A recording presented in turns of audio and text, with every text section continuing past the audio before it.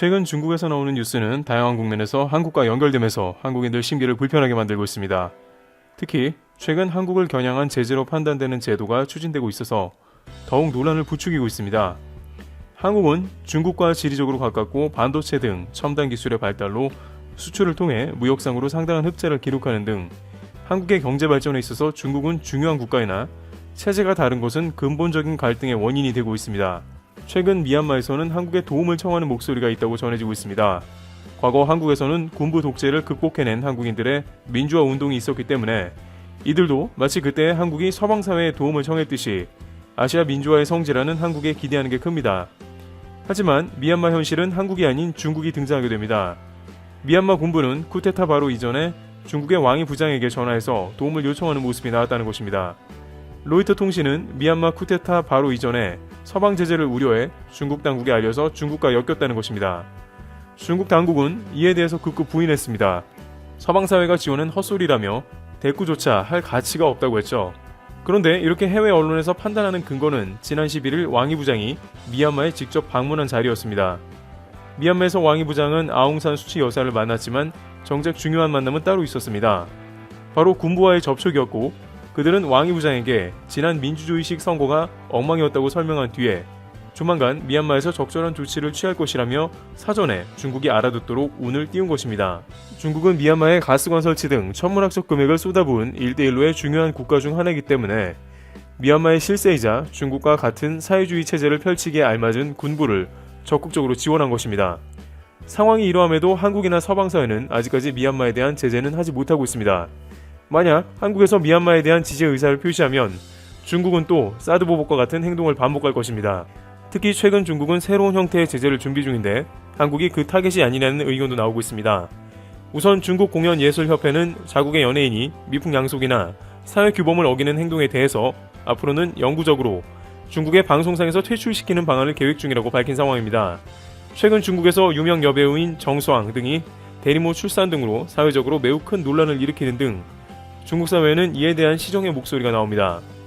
중국공연예술협회는 공산당의 기관이나 다름없기 때문에 이러한 조치는 중국 당국의 의지를 반영하고 있습니다. 그런데 이러한 조치는 색다른 의미를 가지고 있습니다. 중국이 문화예술계를 크게 간섭하기 시작했다는 것인데요. 물론 중국의 연예 사업에 항상 공산당이 간섭하는 기조는 오랫동안 없는 것은 아니었으나 이제는 차원이 다릅니다. 즉 최악의 경우 영구 퇴출이라는 조건을 새롭게 달았기 때문에 중국에서 종합적인 예술 행위 및 방송 사업 등은 앞으로 훨씬 더 중국 당국의 입맛에 맞춘 흐름이 될 것이라는 점으로 이제 본격적인 방송에 장악이 시작되었다는 평이 나옵니다.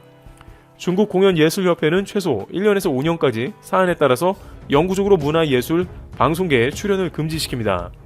그 기준에서 가장 중요한 것은 중국의 역사나 국가의 이익을 침해하는 행동을 했는가에 대한 여부라고 할 수 있습니다. 예를 들어 하나의 중국의 원칙을 무시하는 발언을 한 경우에는 사안에 따라 최소 5년 연예계에서는 사라지는 것입니다. 연예계에서 5년이 사라진다면 치명타로 그냥 은퇴나 다름없는 극단적인 조치라고 여겨집니다. 중국의 연예인들은 극도로 조심하면서 앞으로는 공산당의 비위를 맞출 수밖에 없다는 것입니다. 한국에서도 많은 중국 출신 아이돌들이 활동하다가 SNS로 중국 공산당을 지지하는 발언을 하기도 했습니다. 그들은 중국의 공산당 창당 100주년을 축하도 했으며 홍콩 시위를 언급하면서 홍콩 사태를 진압하는 중국 정부를 지지한다면서 SNS에 글을 줄줄이 올렸습니다. 한국에서 활동하는 중국 아이돌의 행동은 논란이 되기도 했는데요. 그런데 이러한 중국의 움직임이 한국에도 앞으로 큰 영향을 끼치게 된다는 분석이 나오고 있습니다. 우선 그 시작점은 기본적으로 한국이 중국의 하나의 소수 민족에 지나지 않고 단지 속국이라는 인식 가운데 앞으로 한국에 벌어진 일도 좌시하지 않겠다는 것입니다. 중국은 그러한 작업을 엄청나게 강화하고 있는데요. 예를 들어 한국 유명 인물들이 모두 조선족이라고 소개하는데 그 인물들 리스트를 자기 맘대로 작업해 놓은 것입니다. 위키피디아 주문판을 보면 가관인 모습이 등장하는데요. 세종대왕, 김구선생, 윤동주 시인, 반기문 유엔 총장은 물론 피겨스타 김연아와 대장금의 이영애도 등장하며 박정희 대통령과 김대중 대통령도 모두 조선족입니다. 특히나 세종대왕도 조선족으로 편입해 놓은 것은 한국인이 사용하는 한국어는 물론이고 한글도 중국 것이라는 주장입니다. 중국의 세계문명기원연구진흥협회는 영어도 그렇지만 한국어나 한글도 모두 중국이 기원이라고 말했습니다. 훈민정음을 보면 세종대왕이 나란 말이 중국과 달라서 한글을 창제하게 되었다는 말이 분명히 있습니다만 애초에 중국의 이러한 논리는 전혀 통하지가 않고 있고 한국에서 나온 것은 죄다 모두 중국 것이라는 식입니다. 원래부터 한국 국가 자체가 큰 나라 중국에서 나온 가지이니 김치나 한복 등 모든 것이 중국 것이라는 논리와 같습니다. 이러한 작업은 결국 한국은 중국의 하나의 소수민족이니 앞으로 중국말을 잘 들어야 한다는 의미도 포함되는데요. 중국은 최근 이러한 것을 대놓고 실행하기 어려우니 자본력으로 서서히 한국을 길들인다는 의견도 나옵니다. 예를 들어 최근 한국의 TVN에서 방영된 여신 강림은 중국 기업의 스폰서를 받은 것으로 알려져 있습니다. 화면 중간에 여고생들은 편의점에서 허거 컵라면을 먹으며 버스 정류장에는 중국 기업 JD의 광고가 나가기도 했습니다. 중국 기업의 스폰서를 받았으면 그럴 수도 있겠지만 중국 네티즌들은 이를 즉시 공유하기도 했는데요. 그들은 이거 봐라, 이것은 한국 드라마가 아니고 그냥 중국 드라마를 보는 것과 다를 게 하나도 없네 라면서 한국의 드라마를 조롱하기도 하면서 한편으로는 한국이 중국의 뜻을 그대로 따라야 함을 나타내고 있습니다. 물론 아직은 중국 당국에서 이렇다 할 영향력을 행사하거나 한국에 직접적인 압력을 넣는 장면은 없는 상황입니다만 중국 돈 맛을 보면 달라진다는 것으로 중국은 거침없이 한국의 다양한 곳에 자금을 살포한다는 뜻이 됩니다. 예를 들어 지리산의 경우에는 중국판 넷플릭스라는 iQIYI에 고가의 가격으로 비싸게 판권이 판매되었습니다. 한국에서도 비싼 가격에 주는 곳에 제품을 파는 것이 자본주의 논리상 당연한 것이지만 한 가지 우려가 되는 것은 중국이 이제 점점 자본력을 앞세워서 중국 정부에 맞는 작품을 강조하면 그에 길들여지는 것이 문제가 됩니다.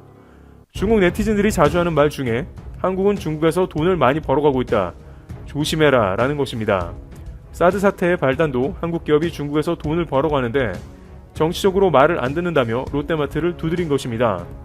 따라서 앞으로 중국은 자국의 예술협회의 법도 개정하고 한국의 방송계의 중국 자본도 더욱 살포하면서 동시에 한국에 더 많은 참견을 할 것으로 예측되고 있습니다.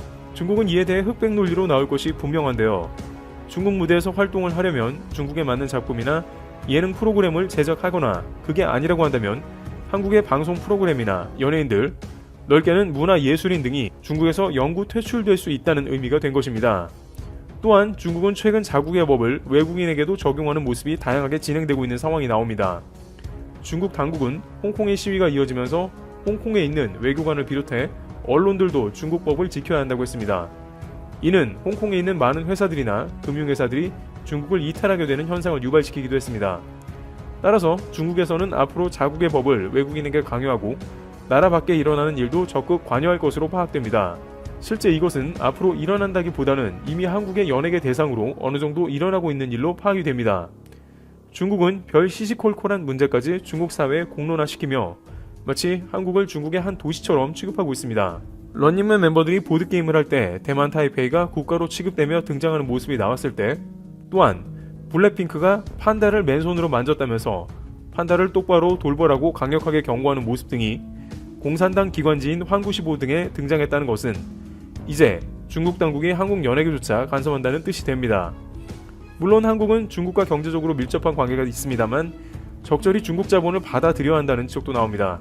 중국이 한국의 위대한 위인들까지 모두 조선족으로 부르는 지금, 앞으로 한국에서 적절한 대응이 필요하다고 여겨집니다. 트래블튜브 여기서 마치겠습니다. 감사합니다. 최근 우크라이나에서 충격적인 소식이 전해졌습니다.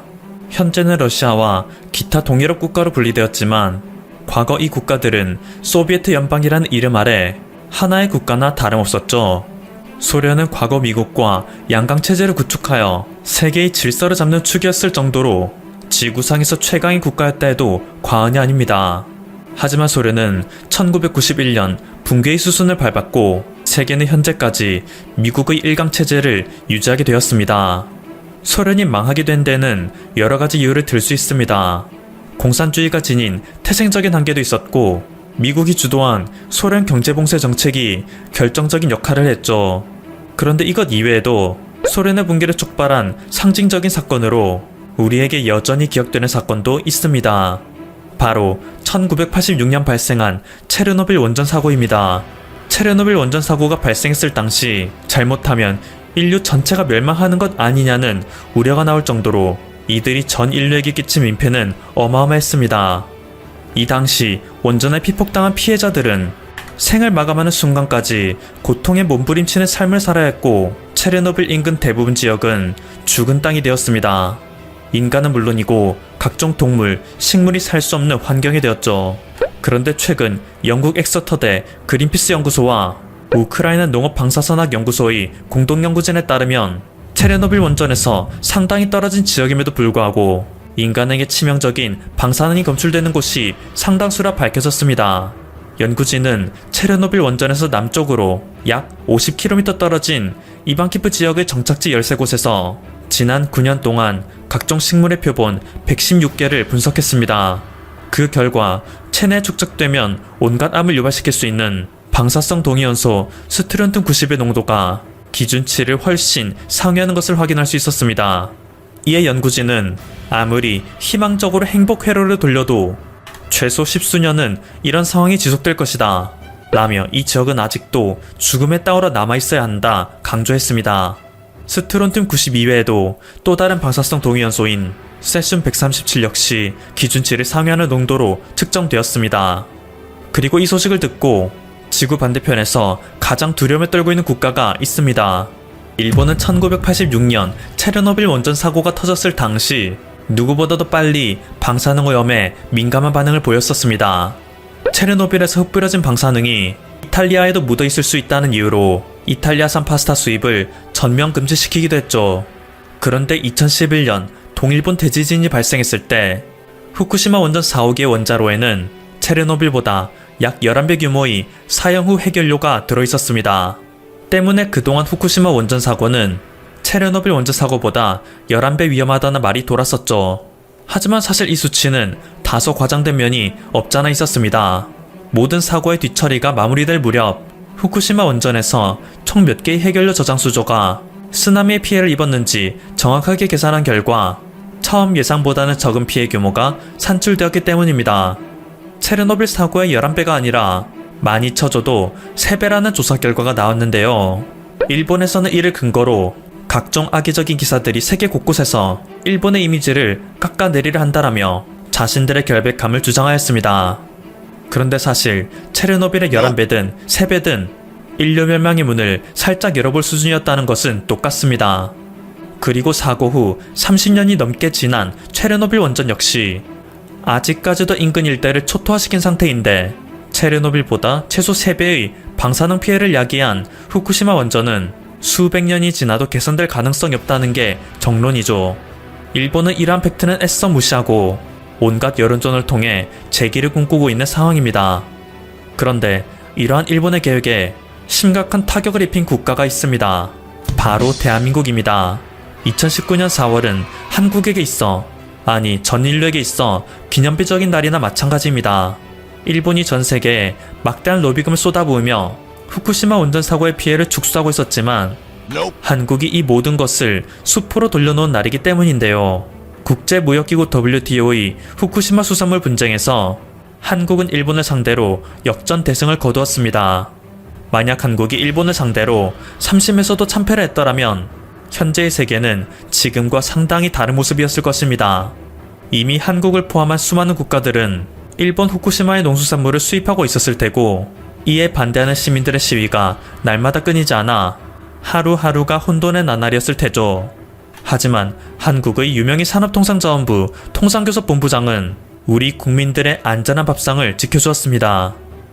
때문에 유명희 본부장은 국민들의 열렬한 지지를 받을 수 있었고 그녀가 그동안 쌓아왔던 경력을 인정받아 현재는 WTO 사무총장 선거 결승까지 올라갈 수 있었던 것입니다. 그런데 최근 유명희 본부장 이외에도 후쿠시마 몇 분쟁 승리에 혁혁한 공을 세운 또 다른 영웅의 존재가 밝혀져 네티즌들의 이목을 끌고 있습니다. 산업통상자원부 소속 정하늘 통상분쟁 대응과장이 그 주인공입니다. 그는 WTO 분쟁을 승리로 이끈 공을 인정받아 한국에서 유례없는 초고속 승진을 기록하고 있다는데요. 지난 30일 산업부에 따르면 4급 서기관이었던 그는 최근 인사에서 3급 부의사관으로 승진하였다고 합니다. 미국의 변호사 출신이었던 그는 2018년 4월 경력 개방형 지위로 산업부에 들어와 단 2년 반 만에 3급 부의사관이 된 것입니다. 일반적으로 공무원들이 서기관에서 부의사관으로 승진하는데 14에서 15년가량이 걸린다는 점을 생각하면 비정상적일 정도로 빠른 속도임을 알 수 있습니다. 이에 따라 그의 독특한 이력도 세간의 주목을 받고 있는데요. 미국 뉴욕 주립대의 철학, 정치학과를 거쳐 일리노이드에서 법학을 공부한 그는 법학 전문 석사를 취득한 뒤 워싱턴 DC에서 통상 전문 변호사 자격증을 취득한 초엘리트입니다. 그리고 미국에서 유학생활을 하던 시절 이종격 투기를 즐겨하였고 한국에서 군복무를 할 때에는 아프리카 소말리아에 파견되었던 청해부대 이진으로가 사령관 본부참모로 일한 경력도 있음이 밝혀졌습니다. 정말 말 그대로 문무를 겸비한 불세지지라고 할 수 있죠. 일부 네티즌들은 미래의 산자부 장관은 이미 정해졌네요. 사실상 현대판 이순신 장군이라고 할 수 있는 것 아닌가요? 일본으로부터의 침략을 막아냈고 물리적으로부터도 웬만한 일본인들은 상대해내지 못할 테니 라며 앞으로 그가 보여줄 활약에 기대감을 표하고 있습니다. 한편 일본은 여전히 희망의 끈을 놓지 못하고 있습니다. 지금 보여드리는 사진은 얼마 전 일본 국내에서 대대적인 마케팅을 진행한 청정생수입니다. 나미에 워터라 명명되어 판매되고 있는데요. 나미에는 일본의 지명으로 후쿠시마 원전 사태 당시 피난 지역에 해당했던 곳입니다. 지금은 피난 지역에서 해제되어 주민들이 희망 가득 찬 마음으로 수원지에서 물을 떠올려 생수를 판매하고 있으니 응원해달라 하고 있습니다. 판매사의 홍보에 따르면 방사성 물질이나 불순물은 전부 제거했다 라고 하는데 방사성 물질을 간단히 제거할 수 있다는 것도 믿을 수 없고 제거할 방사성 물질이 있었다는 것 또한 놀랍기에 이 상황을 지켜본 국내 네티즌들은 앞으로 저는 죽기 직전까지 일본 불매하겠습니다 라며 자신의 각오를 재다짐하고 있는 상황입니다. 일본은 지금 방사능만이 문제가 아닙니다. 코로나 1일 신규 확진자 수는 1만 명이 육박하고 있기에 전국 각지에서는 비상사태 선언을 한 상황인데 이에 아랑곳하지 않고 각종 도시에서는 성년의 날을 축하하며 성인식을 거행하는 여성들이 눈에 띕니다. 그러는가 하면 분명 취임 당시만 해도 스가는 불세출의 천재, 자수성가의 대명사라며 아베의 뒤를 이어 전폭적인 지지를 보냈던 스가에 대해서도 최근 일본 국민들의 여론이 급격하게 악화되고 있습니다. 지지율이 바닥